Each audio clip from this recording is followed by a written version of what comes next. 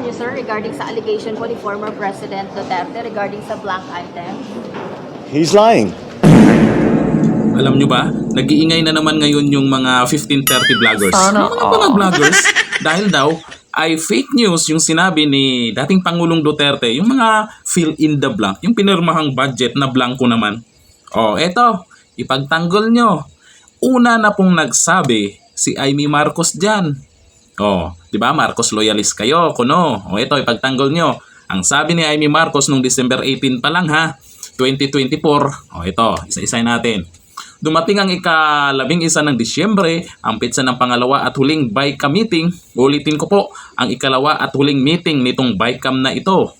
Minabuti kong hanapin ang mga papeles at dokumento bago pa sana magsalita at magbigay ng anumang reaksyon. Ngunit sa kasamaang palad, hanggang ngayon lahat kami ay nangangapa sa dilim. Walang mga detalye o paliwanag ni walang konkretong numero. Ang tanging hawak ko ay ang ilang datos ng DSWD na tila nila pastangan, sabay ang PhilHealth, sabay na rin ang DepEd.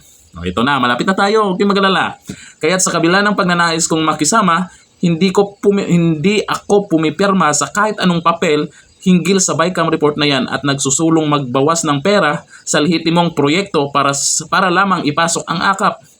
Lakihan ng labis-labis ang MAIP at pagpiestahan ang DPWH. Papaano naman ako pipirma sa blankot kulang na papel? Galing mismo yan kay Senator Amy Marcos.